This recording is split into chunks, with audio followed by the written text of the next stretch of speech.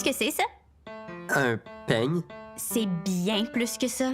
T'es certaine? Ça a vraiment l'air d'un peigne. C'est une offrande funéraire et un symbole de protestation. Voyons, ça sort d'où, ça? Ben, de la pharmacie.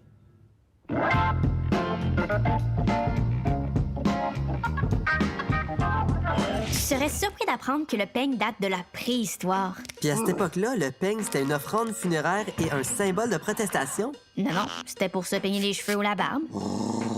Ah ben là, je comprends plus ton histoire. C'est que pendant la préhistoire, un peigne qui était souvent fait de bois ou d'os, c'était un peigne pour se peigner.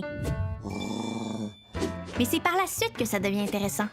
OK, mais c'est quoi le rapport avec l'offrande funéraire? Ah oui, j'ai lu quelque part que, selon une vieille tradition chinoise, des gens brisaient en deux un peigne appartenant au défunt. Un morceau était donné à la famille, puis l'autre placé dans un cercueil. Qu'est-ce qu'une personne décédée peut bien faire avec un demi-peigne? La croyance chinoise veut qu'il y ait une vie après la mort. C'est pour ça qu'on offrait des objets pratiques aux défunts pour leur vie de l'autre côté. Peu importe où on se trouve, moi je suis d'accord qu'il faut toujours s'assurer d'être bien coiffé. Attends, c'est pas tout. Ouais, y a encore autre chose? En Afrique, dans certaines sociétés, le peigne peut être utilisé comme un objet qui te représente, une sorte de reflet de soi.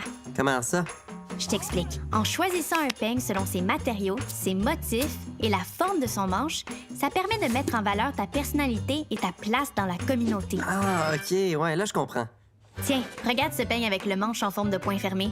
Tu sais ce que c'est? Un talisman qui rend les gens capables de soulever une voiture? Non, c'est un peigne.